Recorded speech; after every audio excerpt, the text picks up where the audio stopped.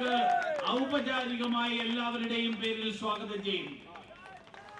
എല്ലാവരുടെയും പേര് പറയാൻ എനിക്ക് ആഗ്രഹമുണ്ട്, പക്ഷേ സമയത്തിന്റെ പരിമിതി കാരണം ഞാൻ അതിലേക്ക് കടക്കുന്നില്ല.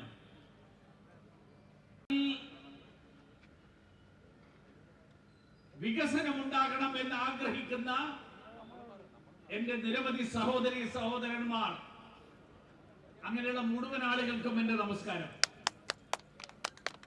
ഞാൻ വേദിയിലുള്ളവരും വേദിക്ക് മുന്നിലുള്ളവരുമായിട്ടുള്ള നിരവധി ആളുകൾ, പേരെടുത്ത് പറയേണ്ട ആളുകളുണ്ട്, പക്ഷേ ഞാൻ അതിലേക്ക് കടക്കുന്നില്ല. ഈ യാത്രയെക്കുറിച്ച് നമ്മുടെ ബഹുമാനനായിട്ടുള്ള സംസ്ഥാന അധ്യക്ഷൻ പറഞ്ഞു. നമ്മളൊരു ലോക്സഭാ തെരഞ്ഞെടുപ്പിന് നേരിടാൻ പോവുകയാണ്.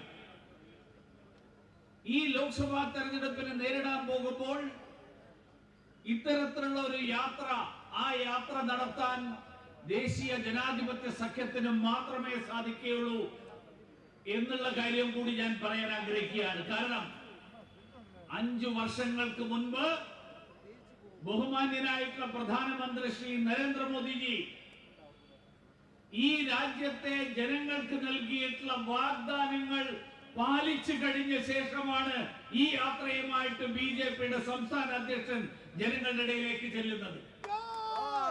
വാഗ്ദാനങ്ങൾ പാലിച്ചതിന് ശേഷമുള്ള യാത്ര. അതുകൊണ്ട് നമുക്ക് ഈ യാത്ര നടത്താൻ 1.5 കോടിയുടെ ബസ് വേണ്ട, ജനങ്ങളെ തല്ലി ഓടിക്കാനുള്ള ഗുണ്ടകൾ ആവശ്യമില്ല. അതൊന്നുമില്ലാതെ ജനങ്ങളുടെ സ്വീകരണം ഏറ്റുവാങ്ങിക്കൊണ്ടാണ് ഈ യാത്ര കാസർഗോഡ് മുതൽ ഇവിടെ വരെ എത്തിയിട്ടുള്ളത്.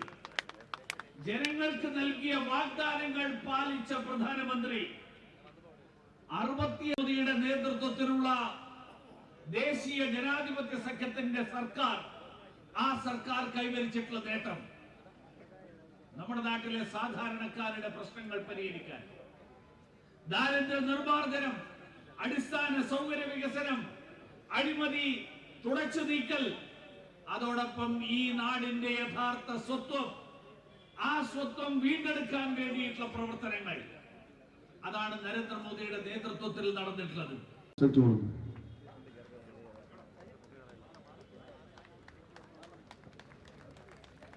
ആറ്റിങ്ങൽ പാർലമെന്റ് ഇലക്ഷൻ കമ്മിറ്റിക്ക് വേണ്ടി incharge advocate S Suresh, convener Shri Mulayara Ratheesh എന്നിവരെ ക്ഷണിച്ചു.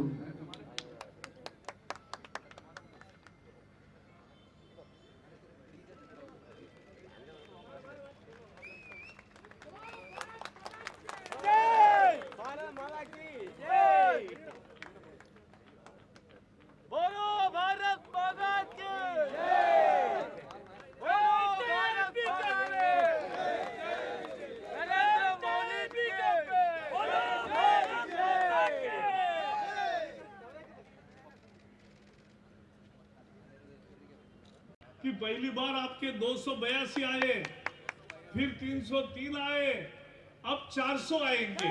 उन्होंने भी मंजूर किया कि 400 आ रहे। हमने सबने तालियां बजाई, प्रत्यक्ष देखा बड़े स्क्रीन पर। तो ये कांग्रेस की स्थिति है।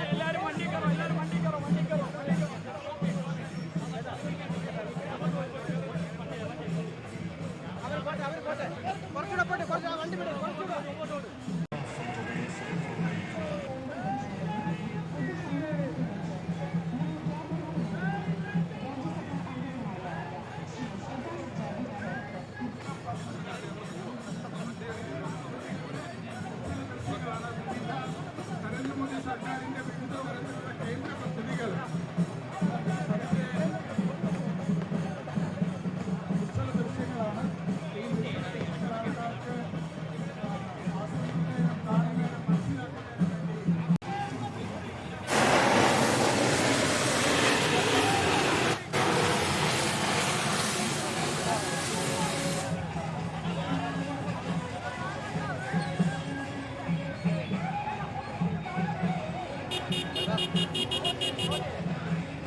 ഒക്കെ വേണം